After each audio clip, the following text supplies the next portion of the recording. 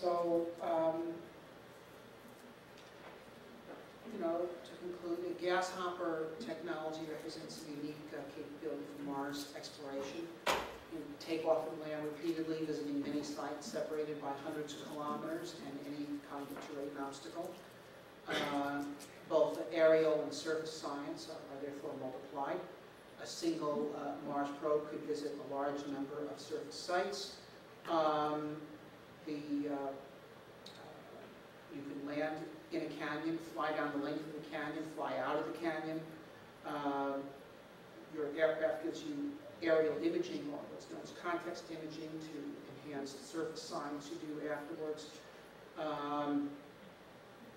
It's a good vehicle for demonstrating autonomous hazard avoidance for use on more expensive missions like a Mars sample return.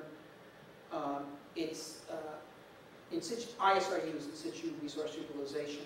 This is the simplest ISRU imaginable. All you have to do is acquire the gas. We don't have to chemically process it. You know, on Mars Direct, we acquire CO2, and then we process it into becoming methane and oxygen. In this case, we just need raw CO2. The propulsion technology is very safe. It can be done with existing materials. So I might add that one extremely attractive mission for the Mars Gashopper is a ground-penetrating radar mission.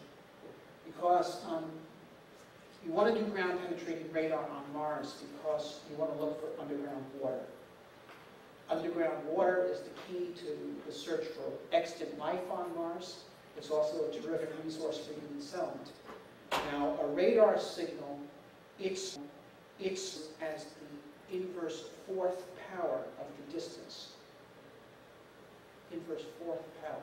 That's because it goes down as r squared going one way and then r squared coming back. And so while you can do radar from a satellite at a altitude of 300 kilometers would need 100 million times the power of an airplane flying at 3 kilometers to get the same radar return signal. Now, it might well be possible to put 100 times the power on the satellite as on this aircraft. The aircraft has certain weight limitations. But even so, the aircraft under those conditions would still have a million-fold advantage over the satellite. And then, in addition, it could go back and actually land directly on the sites. That, in other words, it flies over somewhere and says, whoa, ping, ping, ping. That's very suspicious for groundwater there. Let's go back and land right on that site and do our ground-penetrating radar, not from a 3-kilometer altitude, but from 3-meter altitude, the altitude of our landing gear, 1 meter. Or even at that point, you know, now they have found an extremely promising place, might do other kinds of underground sounding, such as using acoustic systems that require contact with the ground. So this is a unique capability, and we think it should absolutely be developed. It will enable new kinds of missions.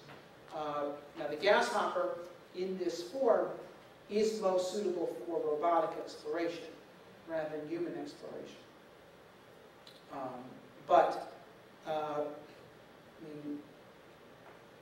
In the case for Mars, I discussed a vehicle which I call a nymph, in which you have a hot pellet bed which is heated by nuclear power, actually by having the pellets themselves be the components of a reactor. You pull the rods to heat themselves up, and then you can run CO2 through that. And that is we call it a nymph for various reasons, and that is something that would give you global mobility on Mars and on a scale required for human exploration, once again using CO2 propellant. So the Gashopper is kind of a near-term, small-scale nymph that optimized to support the robotic exploration. And it's both an extremely valuable tool in itself, but it's also a precursor for the kind of vehicles that give human beings true unlimited global mobility on Mars. And there you have it. Thank you.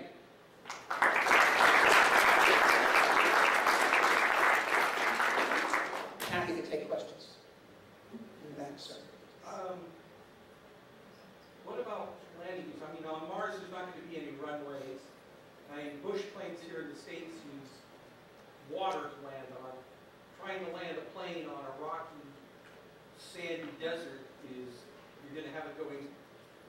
top, over at the top. Yeah, I think you may have come in late. The Gashopper would, on Mars, would be configured like this. That is, it would have some ventral thrusters to allow it to take off and land like a Harrier aircraft, and then a horizontal thruster to allow it to fly with its wings. So yeah, you need vertical takeoff capability. Sir? Was the complete airplane aircraft that you showed at the end, gyro stabilized? No, it was aerodynamically stabilized. Yeah, the vertical takeoff vehicle was stabilized by feedback on its extended thrusters, which of course, in this configuration, I mean, you can see an airplane is like a crucifix. You could put stabilizing thrusters at the extreme ends of the wings and the nose and tail. So you maintain, before you achieve sufficient speed for aerodynamic stability, you use the thrusters for stability. So, I assume you went after the phase 2? yes. But did NASA We did not get, despite advocacy by our COTR, contract monitor, in our favor.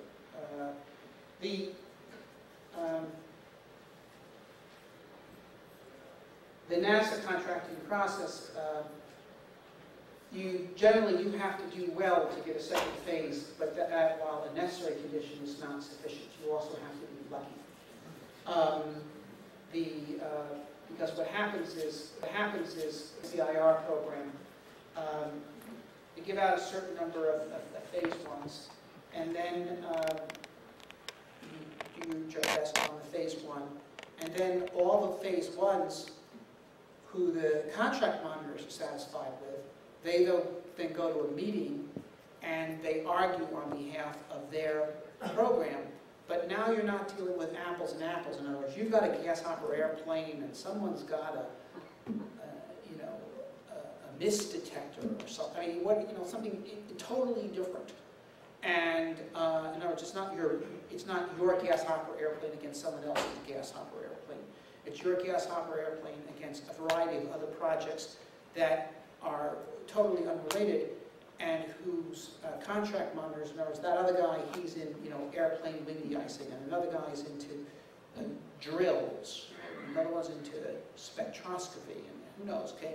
And they're all fighting this out, and generally speaking, a lot of other factors come into play, including whose COTR has the most clout within the organization. My company's done a lot of SBIRs, and sometimes that issue of who has the most clout has worked in our favor, and sometimes it has worked against us. In this instance, it worked against us. Our COTR was a rather junior person, could not get his way.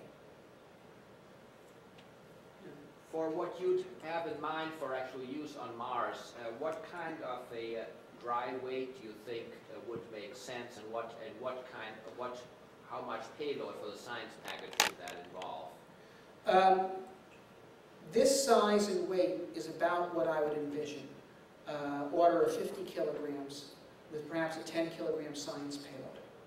Now, the wingspan here is also the wing that I would use on Mars. However, this would be flying a lot faster on Mars. Instead of 70 or 90 miles an hour, it'd be doing more like 400 miles an hour. It would be flying in the high subsonic, is where it would go. And then it would have about the same amount of lift per unit wing as it does on Earth, because the air is thicker here, but there you have a lot more wind, so to speak.